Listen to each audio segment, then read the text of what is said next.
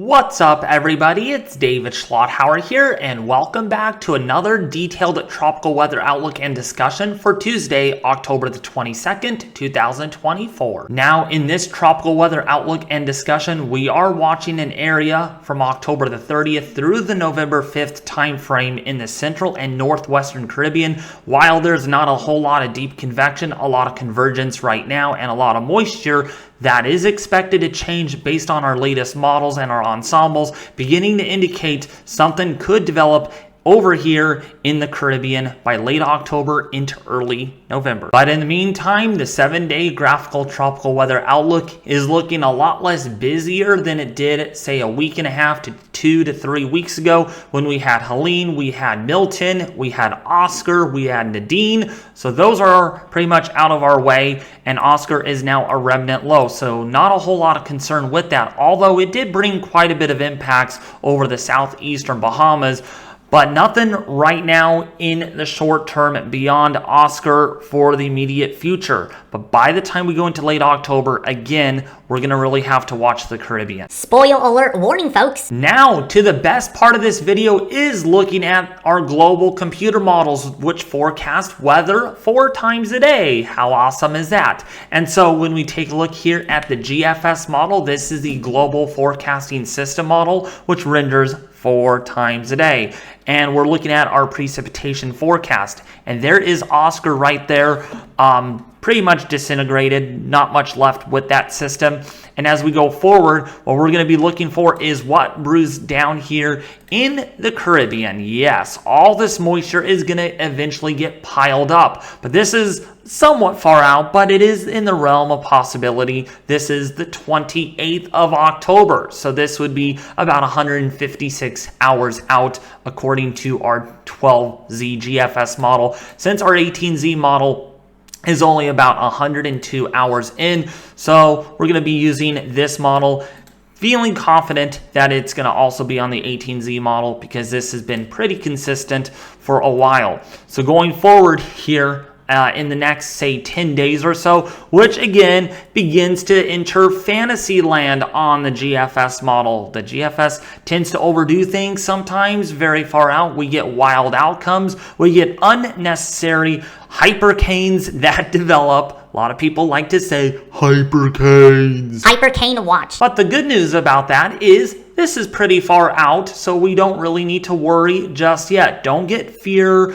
don't get scared, be prepared, because I'll tell you what, right now, I have pretty good expertise in the modeling department here when looking at the GFS model and other models, and I'll tell you right now, this is far out. And it is not to be taken seriously, but we are going to look at trends. We're going to look at model signals and other shenanigans on what this might mean down the road. It makes sense when we have an active MJO moving back over into the Caribbean by late October. And this is late October, early November timeframe. And yes, we have seen this before. We had it with Iota, where we had a November hurricane, but that formed kind of in mid-November. This one's more late October, early November, but you get the gist on everything here that this can happen where we get early November development because of our MJO, which is really active. But nonetheless, this is far out, 324 hours out, and I don't even know why I'm going that far. Come on already. You should know this. And that's exactly why we're going to kind of end it here at the 10-day mark in the GFS model world for Friday morning, the first day of November. Other weather YouTube channels, I'm sure, will go throughout the whole entire model run, which beyond 10 days is pretty much Fantasyland world, since the GFS model is the only one that goes beyond 10 days out. Another model that I really like to take a look at is the European model. This is the ECMWF, folks, and it is provided by tropicaltidbits.com, which is great. So as we do take a look at this same parameter as what we saw on the GFS model, looking at our precipitation forecast, and what do you see? You just see some splotches of green. no low pressure center forming on this model. This is 7 days out. So for sure, we have nothing to worry about in 7 days from right now, which I can go and help out at my church for trick-or-treating for our fall festival carnival. Go check it out. Link in the description to the Grace Point website where you can check out the carnival event coming up on the 31st of October, and that starts at about 5 p.m. I will see you guys there if you guys come on down. All right, back to the tropics. You can see here, nothing really forming up at all on the Euro model in 10 days. So we went from something that looks like this on the GFS model to something that looks like this on the European model. What about the Canadian model, you might ask? So let's take a look at that. This is 7 days out into the future, and we can see again for the 29th of October here on Tuesday morning, nothing really forming up at all in the Caribbean, maybe an area of broader low pressure that tries to develop. But look at the Canadian also not onto something, just like the GFS was otherwise. So we have 2 out of 3 models that go out to at least 10 days that show nothing versus the GFS shows something. And I don't even know what the GFS is talking about with another maybe little system that tries to quickly develop over the northeastern Gulf of Mexico. Hopefully that does not happen, because if it does, man, we're going to have 2 systems to worry about. But I don't think it's going to, because you know what? Beyond 10 days, the GFS is asking for problems. But there is proof and there is evidence that I'm going to show you all that we cannot ignore this. Nonetheless, it's not just on the GFS operational model, but when we look at the ensembles, all 51 different members of the versions that run the Euro, 51 different versions of different possibilities. And as we go forward here beyond the 5-day forecast, you can see that yes, there is a broadening, lowering in the surface pressures at the very surface. We can see another area over here. We have another area over here. Yes, you get the idea, down to 996 millibars, but hey, this is an ensemble and different members show different things. In other words, nothing to worry about within the next 7 to 9 days. However, beyond that is when we might need to watch things a little bit more closely. The European ensemble SpaghettiOs are popping a few systems off here in the northwestern portion of the Caribbean. We have a couple of systems that the European ensemble's picking up on, but again, this is very pretty far out, 10 days out, and if we look at prior runs, you can see they're just moving all over the place. And in fact, the European model has actually downtrended in the last couple of runs. So if you want to say good news to this forecast, you can look at the 12Z model run today, where it really has backed down a little bit on that Caribbean system. Not that this is going to continue. We will need to definitely watch this as this closely approaches. Now on the GEFS, the Global Ensemble Forecasting System, which runs the operational GFS, does show something a little bit more aggressive than what the European ensemble showed. As we go forward out here beyond the 7-day forecast out to 10 days, you can see how our system does try to develop here. There's definitely a more consolidation here of members picking up on this system. So you can see a 982, we got a 999, 998, 998, 998. How many times will I say that? 1,000 millibars, and then maybe down at about a 988, 989 millibar system to the south of where the most intense member is showing. And basically this is giving us a better way of explaining and showing you all that the forecast is pretty uncertain. And until we get concrete evidence that, oh, we're going to have a really big problem in the northwestern or central Caribbean, no one watching this video should be concerned at all. In fact, this is the first series to start off. As long as this remains in the modeling, we will be making updates on this at least every day to every other day. Now, just because it's mid-October does not mean sea surface temperatures are unfavorable for tropical development. You can clearly see here from cyclonicwx.com, seeing sea surface temperatures still in the mid-80s in portions of central and eastern Caribbean, southwestern Atlantic, seeing some really warm sea surface temperatures.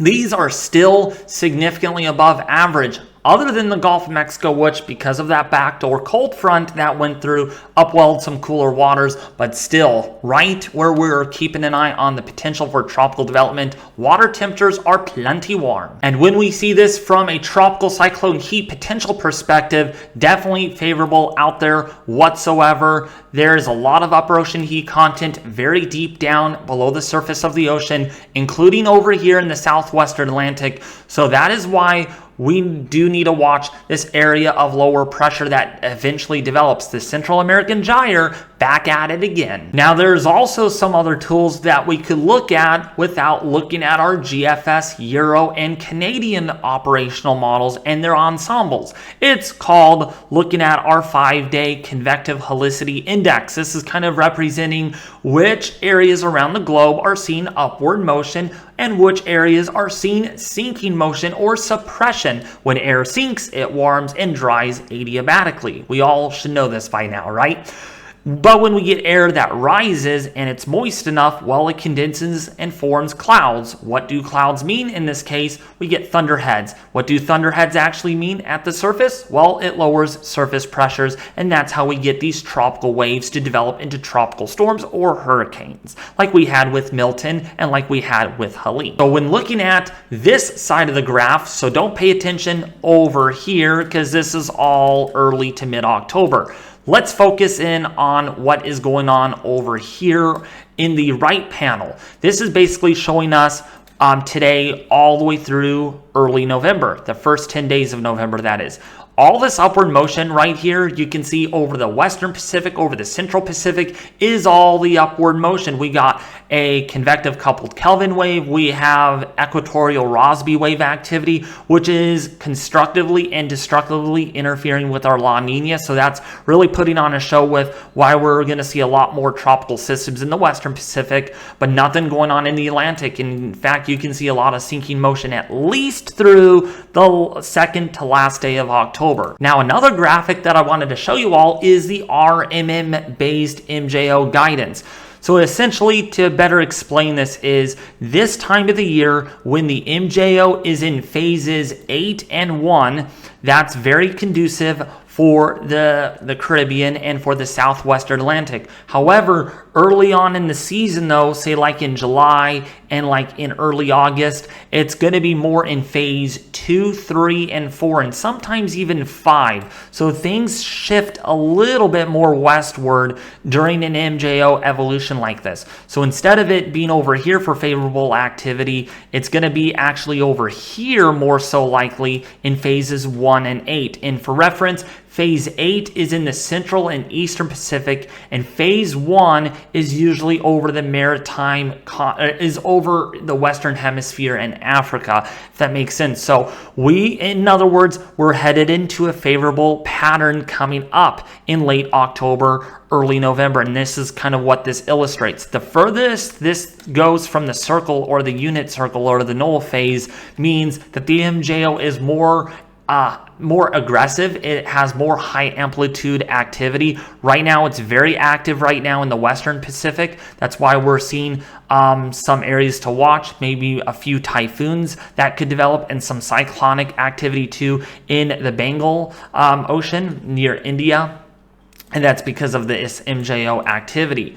Now, when we look at this from the GFS perspective here, the GEFS ensemble, similar evolution here. So there's very good agreement that the MJO will be pretty active once it gets into phases 1 and 8, which will kickstart some activity in late October, early November. Now, if you found this video very helpful, detailed, and informative, please don't forget to hit the red subscribe button, folks. You guys really need to show your support for this channel because I am not quite done with the tropics. We're going to go back and forth between the United States weather and the deep tropics here, because again, we are looking at late October now into early November for more activity brewing up, and we cannot take our eyes off of this.